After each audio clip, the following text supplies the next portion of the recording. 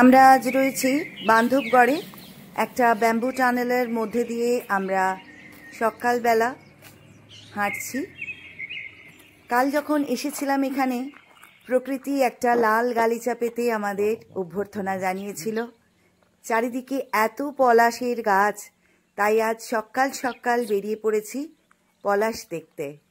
একেবারে নির্জন, নিস্তব্ধ, পাখির গান ছাড়া কিছুই নেই, শুধু একটা ন্যাচারাল ওয়াইল্ডারনেস, গ্রাম্য পরিবেশে অলিভ রিসর্ট, চারিদিকে হাজারো পলাশ গাছ।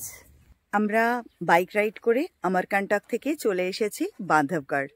তো রাস্তায় এত রঙের ফুল দেখেছি, কি বলবো। শুধুমাত্র যে পলাশ তা নয়, পলাশের সাথে বেগুনি ধরনের এক রকম ফুল দেখেছি, সেটাও চমৎকার। হলুদ ফুল, আর যে সমস্ত গাছগুলোয় পাতা ঝরে গেছে তাতে যে পাতাগুলো এসেছে একেবারে ম্যাজেন্টা কালারের, এত চকচকে আর এত সুন্দর, তোমার মন ভরেই যাবে। Good morning from Bandhavgarh. আজকে আমরা বান্ধবগড়ে রয়েছি, আর আমাদের ইভিনিংয়ে সাফারি বুক করা রয়েছে, তো আমরা মর্নিং ওয়াকে বেরিয়েছি। এখানে কিন্তু খুব ঠান্ডা, সকালবেলা উঠেই চারপাশটা দেখছি বেশ ঠান্ডা, আর রাত্রে তো এসি চালাতেই হয়নি, একদম খুব সুন্দর ওয়েদার। হাঁটতে বেরিয়ে যখন নিজেদের পায়ের শব্দ নিজেরাই পাচ্ছি, তখন কিন্তু একটা আলাদাই অনুভূতি।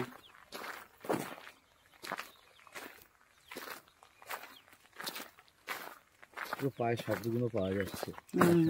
আজ 29শে মার্চ, 29th মার্চ। এপ্রিল একেবারে দোরগোড়ায়, কড়া নাড়ছে, কিন্তু বান্ধবগড় এখনো লালে লাল। আর সেই পলাশের হাতছানি আমরা উপেক্ষা করতে পারিনি। আমরা বেরিয়ে পড়েছি নিজেদেরকে পলাশের লাল রঙে রাঙিয়ে নিতে। মহুয়া ছড়িয়ে আছে চারিদিকে, আর সেই মহুয়ার গন্ধে আকাশ বাতাস ভরপুর।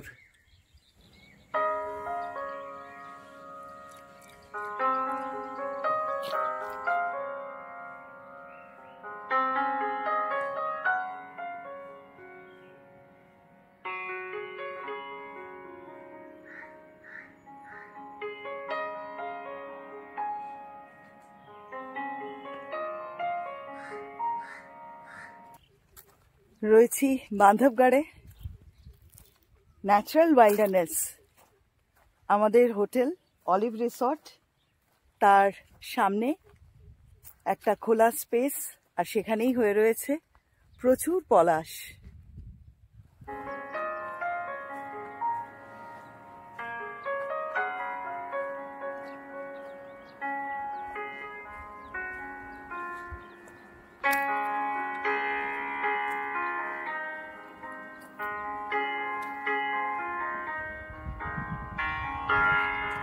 খুব সুন্দর মিষ্টি একটা হাওয়া দিচ্ছে, অপূর্ব সুন্দর একটা আবহাওয়া।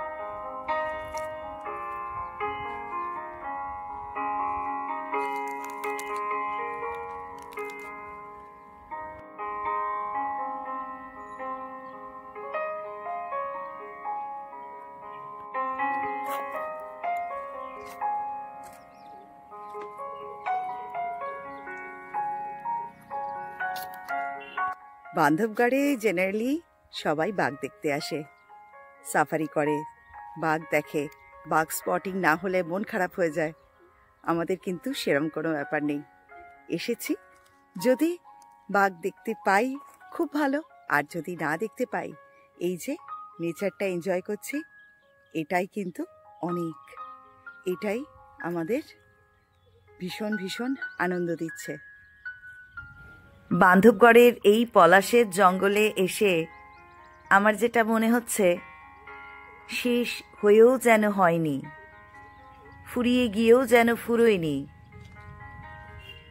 আরও কিছুক্ষণ থেকে যাওয়ার ইচ্ছা, আরও কিছুটা সময় পৃথিবীতে কাটানোর অসীম মনোবাঞ্ছা।